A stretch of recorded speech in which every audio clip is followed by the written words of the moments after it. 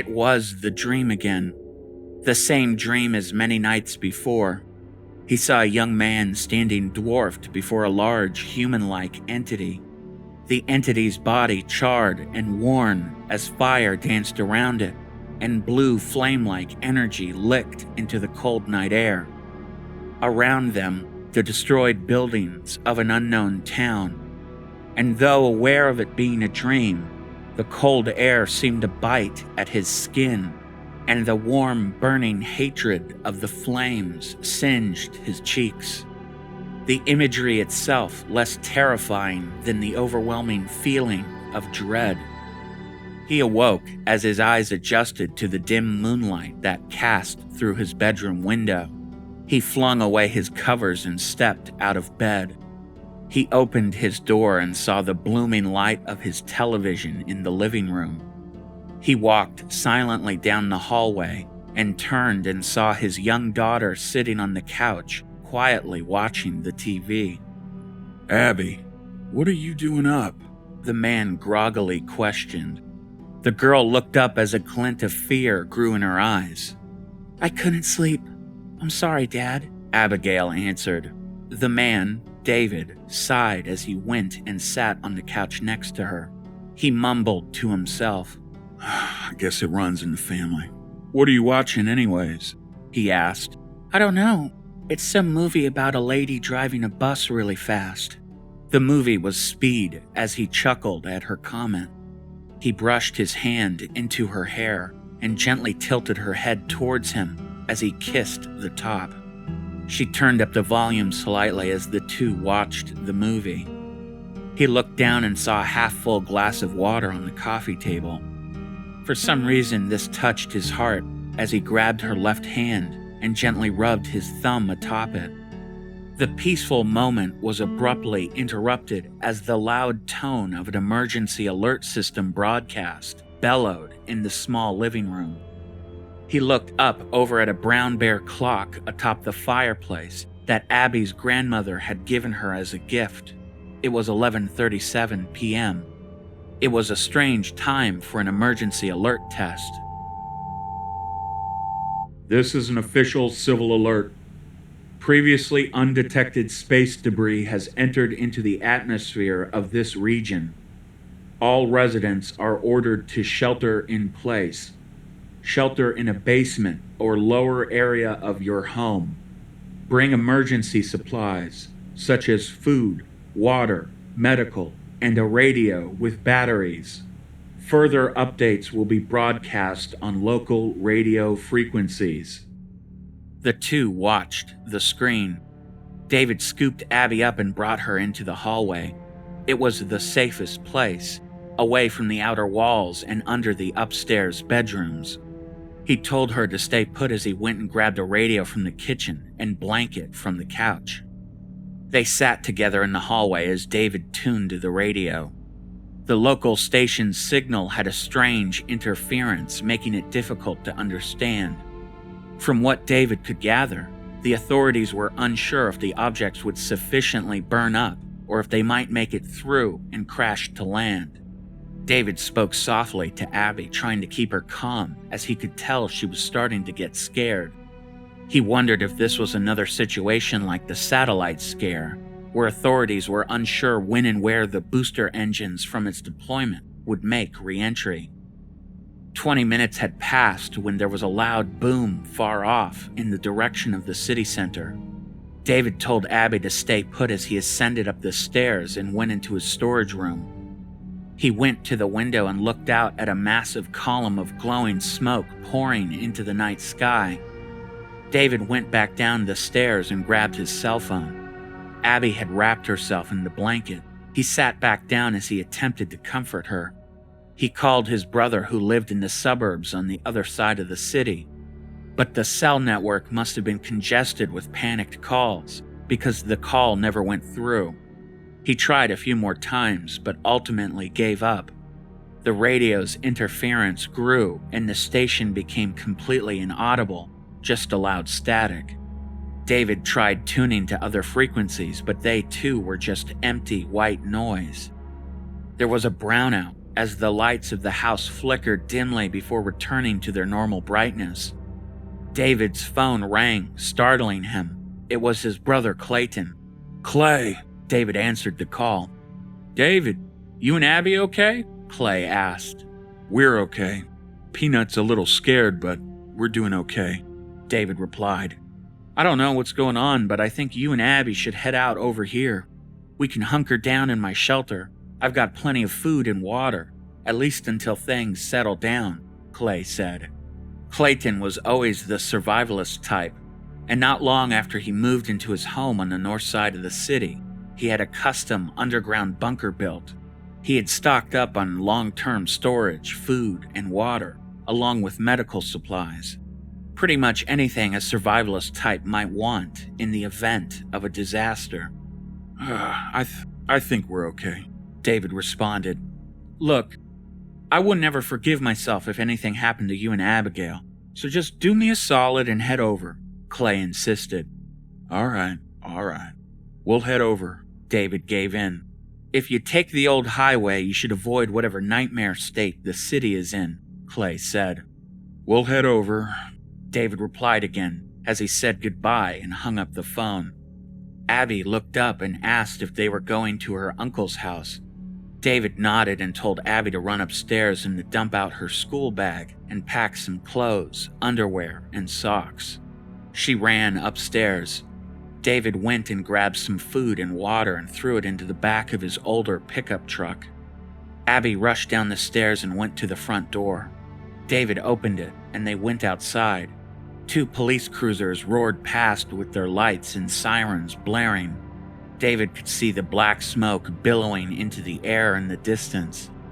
Abby got into the truck as David followed her, buckling in her seatbelt. David saw something from the corner of his eye. He turned and looked down the empty suburban street. He wrote it off as his nerves playing tricks on him. He went over to the driver's door and got inside. The old truck spat to life as the engine growled. He put it in drive and pulled out into the road. He came to a halt at a stop sign and fiddled with the radio, checking to see if he could get a station to come through. Still the same static as before. He turned it off and continued. Off in the distance, he saw another police car, but from another county. It rolled past a stop sign with its lights blasting as it headed towards the city center. He came to a halt again at another stop sign. He looked out into the night sky as the clouds above the city started to glow orange. A ball of burning red and orange pierced through as it charged down towards the city. A dark trail of smoke chased it. It was oddly beautiful, had it been anything else. Anything less destructive. David watched as it struck into the city. It was hard to tell from this far away, but it looked like it struck a tall building. The sound traveled to them as they heard the loud explosion of its impact. He pulled out into the old highway and continued towards Clay's house. A car coming down the highway in the opposite lane flashed its high beams and slowed. David slowed and the 2 cars stopped next to one another. The sedan rolled its window down. The man driving told David the bridge was out. David thanked the man as the sedan pulled away. The old highway passed over a large river a few miles up ahead, and if the bridge was out, it would make it impossible to cross. David reluctantly made a U-turn. As he turned, David saw the many pillars of smoke bleeding into the cold night sky. He reached into his pocket and grabbed his cell phone to call Clayton, but there was no service. David would have to bypass through the city and out to the northern suburbs. There was a low rumbling as David felt the steering wheel vibrate between his hands. It almost felt like an earthquake. Abby grabbed her seatbelt tightly as she looked down at her knees. They heard a group of helicopters approaching as they flew over the truck and towards the city. They were 3 military helicopters, likely from the nearby National Guard base. David neared the first major street that led into the city. As he slowed and turned onto it, he drove into the city. The rumble returned, but this time with a greater intensity. David slowed and stopped as the truck gently shook. He spoke softly to Abby, trying to keep her calm. The shaking passed and David continued. Up ahead, he saw what appeared to be a police roadblock as he neared a long line of stopped cars. The police car had its red and blue lights slowly blinking. He pulled into the back of the line of stopped cars and noticed the police cruiser was empty. The condensation from the car's exhaust ahead of them misted up and blurred along its taillights. David squinted his eyes as he tried to look past the bloom. The car appeared empty, too. He put his truck in reverse and then squeezed forward past the police car and the column of stopped vehicles. Most still seemed to have their engines running, but from what he could tell, they all seemed abandoned. This was beyond strange as David felt his heart thumping. There was a massive surge of wind as the truck rocked to the side, as the smoke from the fires flooded into the road before being blown back away. Suddenly, something appeared. David watched, stunned, as a shape seemed to form in the night sky and down to the street ahead. A massive triangular shape etched by fire that raced around its edges.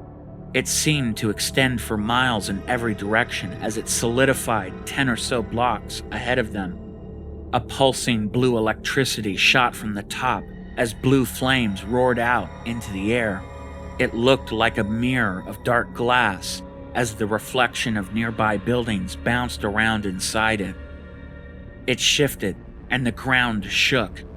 It looked like a funhouse of mirrors, each reflecting into themselves infinitely. David and Abby watched, dumbfounded. The silence was broken by a loud, high-pitched ringing noise. A group of people had started to gather in the road, watching the strange reflections of the triangle warp and distort endlessly into itself. The reflections burst to the sides as another smaller triangle formed in the center. Its edges, too, burned with dancing red and blue flame. The gap between the two triangles now churning clouds of energy. The flames grew still as everything seemed to freeze, as a glowing blue energy erupted from the center. The crowd of people ahead instinctively covered their faces with their arms as the light raised in intensity. David let out a shocked exhale as the triangle and its currents of energy snapped into itself and disappeared. Just as it seemed it was over, the empty space where the triangle had been exploded outwards with a surge of blue fire which blasted out. David threw himself on top of Abby as the energy wave blew down the street, knocking the truck into parked cars. Abby screamed into his chest. The truck's windshield shattered in as the chunks sprayed into the back of the cab. Their ears were ringing as David looked up. The people who had been in the road had been knocked around. A mother clenched her child as she lay on the street. A man rose to his feet and stumbled towards her. The truck's engine died. The air was different now, and the entire city was drenched in a dark and blue fog. David checked Abby for injuries, but besides being beyond terrified, she was okay. David tried to restart the engine, but had no luck. David had no idea what was happening. He wondered if this was some kind of attack, some kind of new weapon. He was worried the blue glow may have been toxic as he pulled Abby out of his truck and through the driver's door and rushed her into a nearby apartment.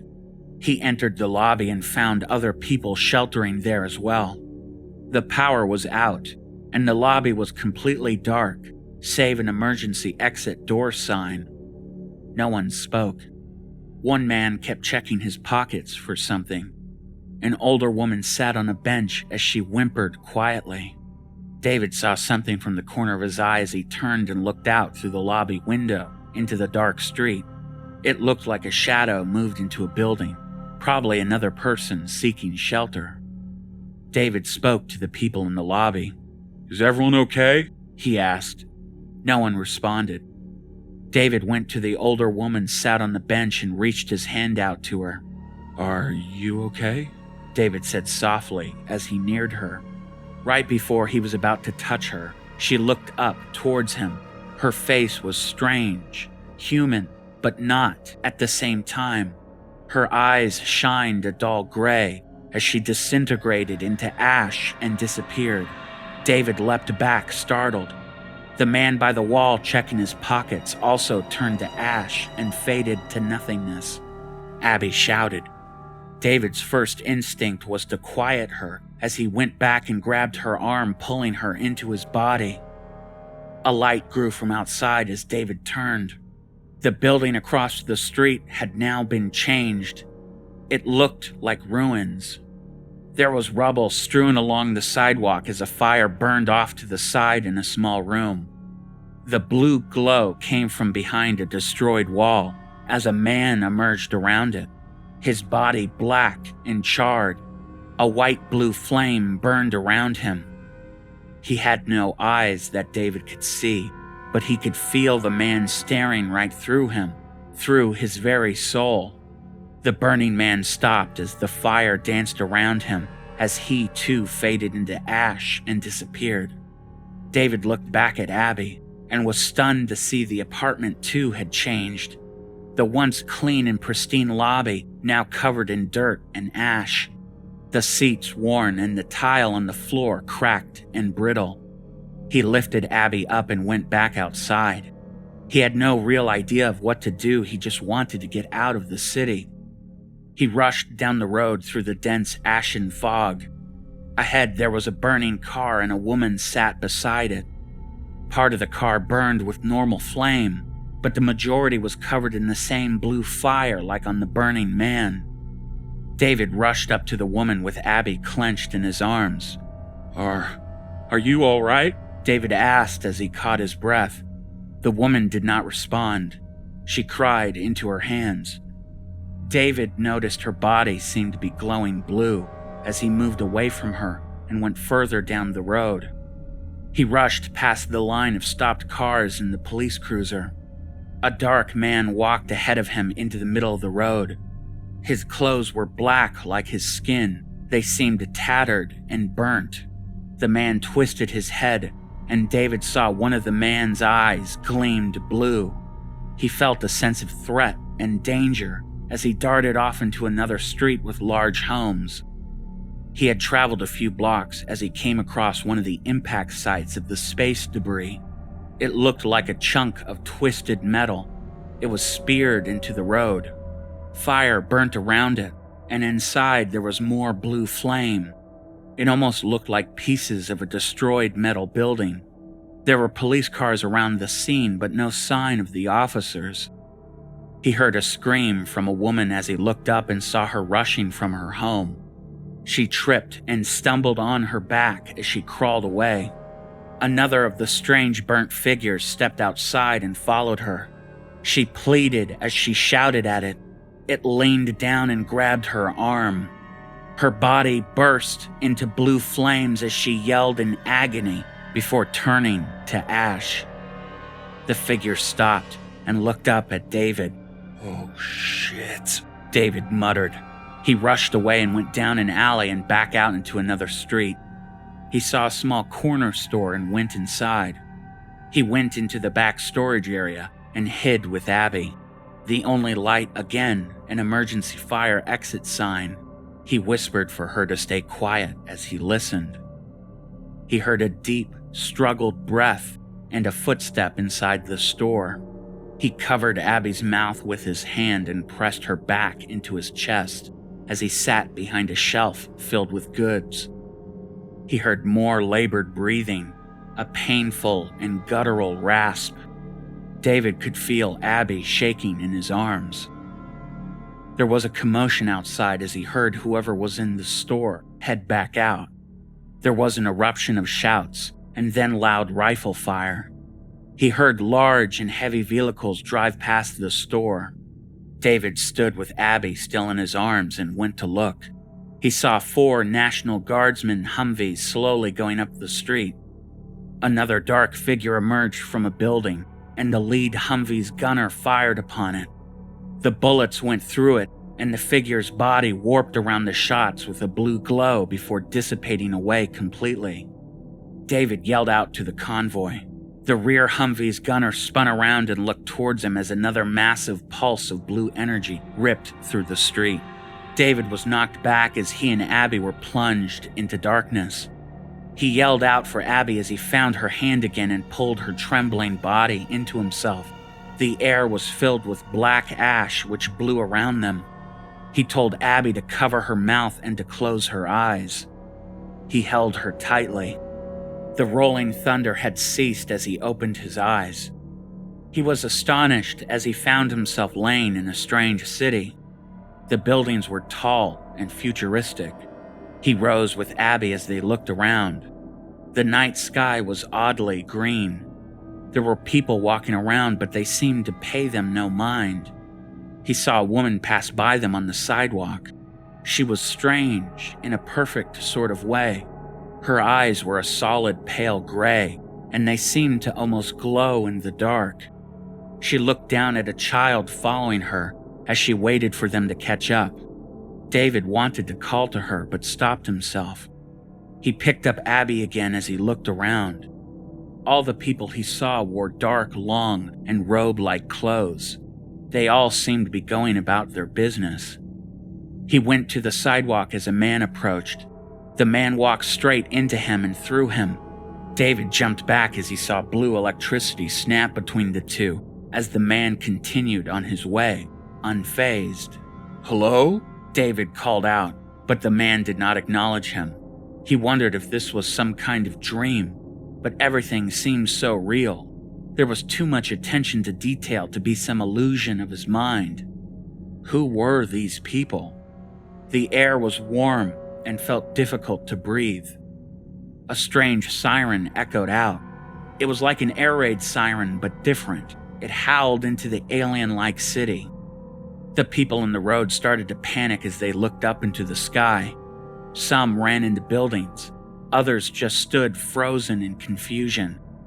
David saw a bright object streak through the night sky. It zoomed past and went deeper above the city before it exploded in the air into a bright blue light. It pulsed out and then sucked back into itself before bursting out again. The energy wave collided into the near tall buildings as they exploded out before being devoured by the blue energy. It raced out, expanding exponentially in every direction. David had to look away as it rushed towards him and Abby. It passed by and away, seeming to have no effect on them. He looked back towards the woman and child who were burning with blue flames as they collapsed to the ground. Their charred corpses burnt away into black ash. The city was completely destroyed. A void of darkness was all that was left near the origin of the explosion as electricity jittered around it. David saw a chunk of shredded building burning with a blue fire near him. When it struck him, the metal looked just like the debris he saw crashed into the city. There was a noisy vibration that started. It seemed to be coming from the black void. The darkness seemed to be growing. He saw light in its black hole-like center. It looked like city lights as the orb of emptiness continued to expand. The orb burst out again as David was impacted by a surge of force as he shielded Abby. They were back outside the corner store. The Humvees were gone.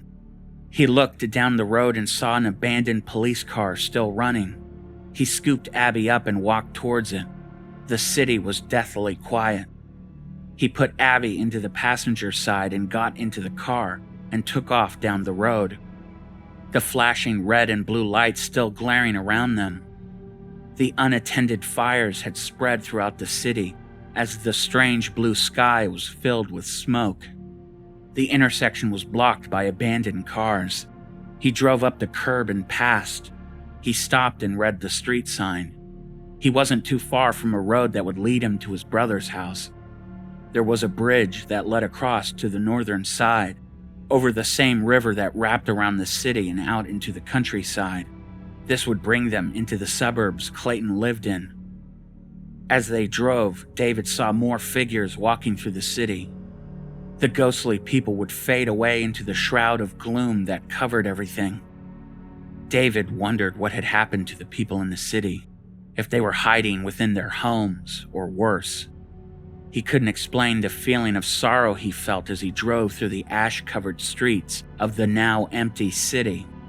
The police cruiser's headlights struggled to pierce the ashen veil as the red and blue lights gleamed around them. David's cell phone rang as he shouted, startled. It was Clay calling. "Clay!" David yelled, his heart racing. "David, where the hell are you?" Clay asked, clearly concerned. I'm in the city," David replied, being interrupted by Clayton. "In the city? Jesus, David, what?" Clay paused. "Where in the city are you?" Clayton asked. "I'm nearing the bridge to head across the river to you," David answered. "There's a military checkpoint on my side of the bridge. I've heard some gunfire from it. You need to be careful. I don't know what the hell they're shooting at," Clay said as he sighed with tension. "I do. There's people. They're like ghosts. I don't know. They're dangerous, though. I saw one kill a woman. Shooting them seems to make them disappear," David responded. "Just be careful crossing that damned bridge. I don't want some jumpy 19-year-old shooting you. There's a weird blue fog around the city, but it seems to end halfway across the bridge," Clay said. "I'm on my way. I just need to get out of this goddamn city. I'll see you soon," David replied. The two exchanged goodbyes as David continued slowly through the fog. He stopped at another intersection and tried to read the sign. He was at West Park Boulevard, near the bridge. There were too many cars blocking the road. He couldn't see far enough through the fog to see if it cleared up further ahead. He drove back up on the curb and inched along. There was an SUV crashed into a smaller sedan. The traffic jam seemed to go on forever. He saw the on-ramp that led to the bridge, but the jam continued up onto it. He put the car in park as he looked over at Abby. "All right, sweetheart. I'm going to carry you again," David said as he opened his door. He went around and got Abby out and walked along the stopped cars up the ramp to the bridge. He kept constantly scanning around looking for any burnt figures. One of the cars up ahead was on fire, the bright orange flames in stark contrast to the dark blue fog. He passed by it as he heard crying from just up ahead. He crept along with Abby as he looked over the bumper of a car. There was a burnt woman sat crying over a small pile of ashes. She rubbed her hand into it as she wept. David kept going, trying to sneak past her. Her crying grew louder as David looked back up the bridge. The fog was still too dense. David took another step and was immediately greeted by normal air. He paused as he turned back and saw the fog sharply ended on the bridge. Next to them, a van burned, casting a gentle warmth onto them. He looked down the bridge and saw multiple floodlights and military vehicles at the end. He let out a sigh of relief as he started to walk. Abby screamed over his shoulder. David turned and saw multiple burning figures emerge from the fog. He twisted back to run, but his heel caught the corner of a stopped car's tire as he tripped and landed on his back with Abby. Abby rolled off and David shouted at her to run to the checkpoint. She hesitated, but David yelled and she scrambled down the bridge crying. A figure rushed past in pursuit of Abby as it reached out, nearly grabbing her from behind as David leapt into it. His body collided with it as it burst into blue energy and dissipated. David was met by an intense pain as his body erupted into blue flames. He watched Abby, now 30 feet ahead, as she stopped and turned. He fell to his knees and yelled for her to run. His body burnt away and turned to ash as Abby screamed. Red tracers from the soldiers' machine guns snapped over Abby's head. She fell to the ground screaming as tears poured down her face as she reached out to her father's ashes.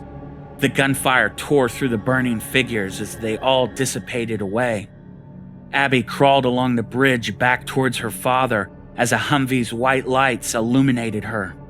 2 soldiers rushed out and one pulled her from the ground as she screamed. The other fired into another figure that appeared from the ashen fog. The soldiers retreated back and put her into the back of the Humvee, getting in with her as it spun around back towards the checkpoint. The soldier sat next to her tried to comfort her, but she just stared into the back of the driver's seat, taking in frantic inhales of air. Her bloodshot eyes silently wept. The Humvee arrived back at the checkpoint. Clayton had been waiting there for them when he saw Abby in the Humvee as the back door was opened by a soldier. He broke free past the soldiers holding him back on the opposite end of the checkpoint and ran up to her. She looked up into his eyes, her red swollen eyes heavy and strained. Clay could read her grimace as he hugged her. He lifted her up and out of the Humvee as a tear fell from his cheek and walked back to his SUV parked on the outside of the checkpoint. He put her into the back seat and got inside his car. Ahead of him, a blue glow glinted across his windshield. Blue currents shimmered as they swirled around as they formed together.